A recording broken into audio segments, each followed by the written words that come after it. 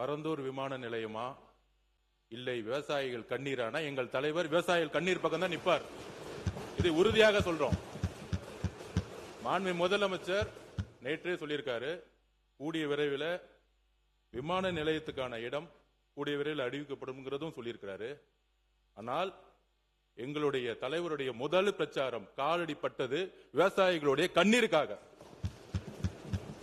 விவசாயத்திற்காக குரல் கொடுக்கும் சொல்லக்கூடிய டெல்டாவில் பிறந்தவர்கள் நாங்கள் சொல்லக்கூடியவர்கள் பரந்தூருடைய விவசாயிகளுக்கு எதிராக, பரந்தூர் மட்டுமல்ல திருவண்ணாமலையில் மேல்மா விவசாயிகளுக்காக குண்ட சட்டம் போட்டது திமுக.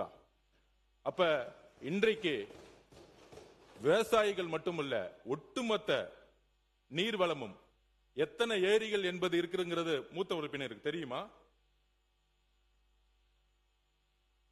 கிட்டத்தட்ட 200க்கும் மேற்பட்ட தமிழகத்தில் மிக அதிக ஏரிகள் 381 நிறைந்த மாவட்டம், ஏரிகள் நிறைந்த மாவட்டம்.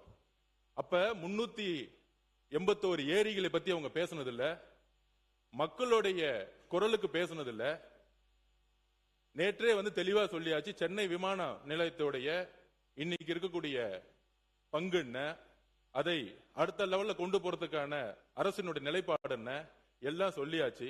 ஆனால் நேற்றிலிருந்து திமுக இந்த விமான நிலையம் இல்லைன்னா தமிழகத்தோட முதலீடே போயிடும், இண்டஸ்ட்ரி டிபார்ட்மெண்டே இருக்காது. முன்னாள் அமைச்சராக இருக்கக்கூடிய இண்டஸ்ட்ரி மினிஸ்டர் திமுக எல்லாரும் சொல்றாங்க. இண்டஸ்ட்ரி வர்றதுக்கு முக்கியமான காரணம் என்ன தெரியுங்களா?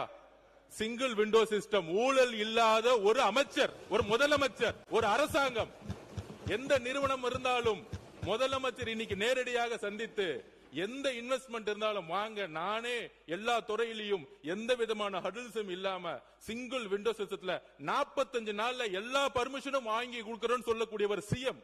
அப்படிதான் ஒவ்வொரு துறையில நடந்துட்டு இருக்காரு. அதனால நேத்து கூட நடந்துச்சு.